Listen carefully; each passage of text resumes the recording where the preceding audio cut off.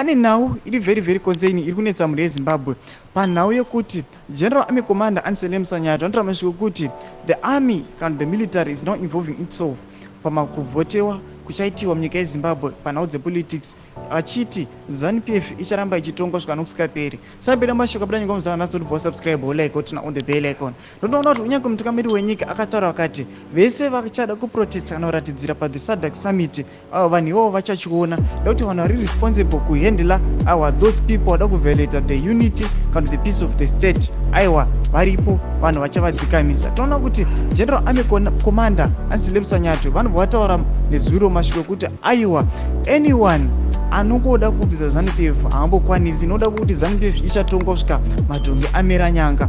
Izvi tinobva zvatongotipa kana kuti ngotudza kuti the military yava kuzviinvolva mupolitics dzemunyika yeZimbabwe.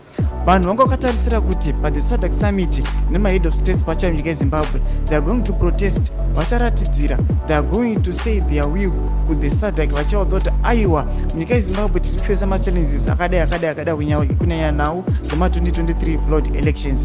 Munhu wese anga akatarisira kuti ndo mukana watawana kuti zvimiririre kunyange vanhu vachira kuti aiwa nosonyamisa akatadza unotimirira vachiti we are going to say out mashoko edu. Saka pachizo underscore mathreats ekuti mutungamiri wenyika ari kuti anyone ada kuviolate the peace of the state anochiona tautaona kuti zvavo zvatodhakwa.